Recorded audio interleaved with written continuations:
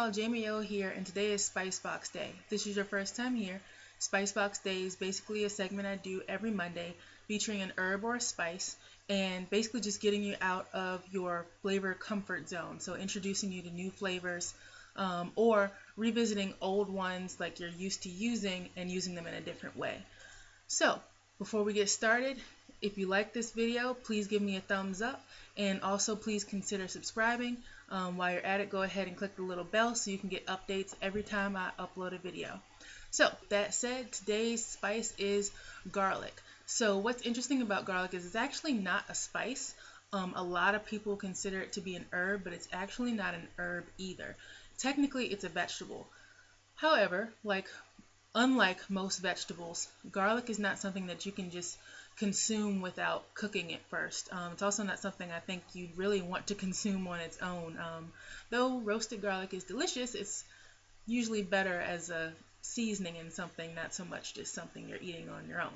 But and so this is one of the reasons why we use it as a spice or an herb as opposed to eating it like a vegetable, like say kale or peas or carrots or something like that.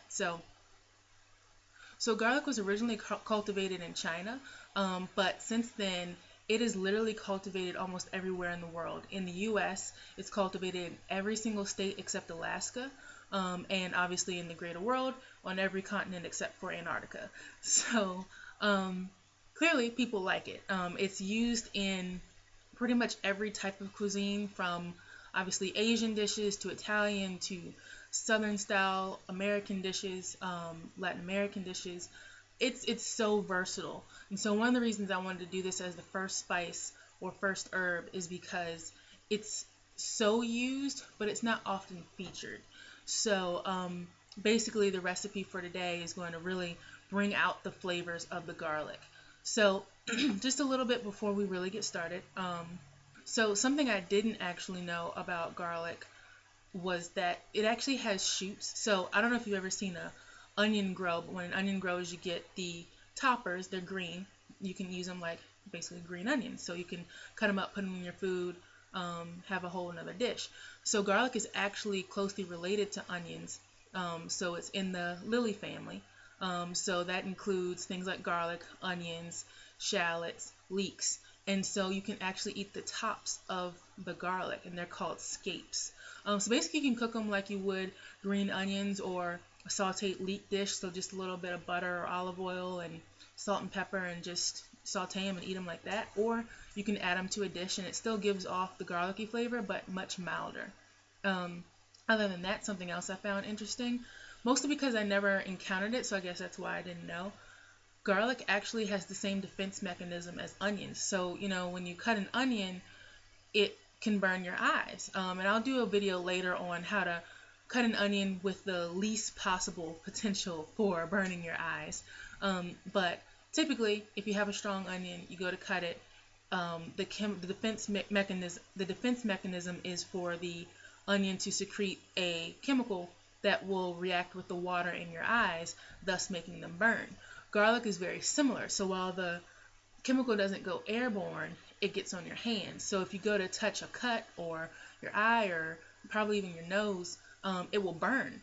So naturally, garlic is actually pretty hot when it comes to like pounding it a whole lot or basically processing it more and more. So if you don't want a lot of heat from your garlic, the best thing to do is to just slice it or even roast it whole and use it as a seasoning that way, as opposed to mincing it or pureeing it or something like that, which will make it much hotter.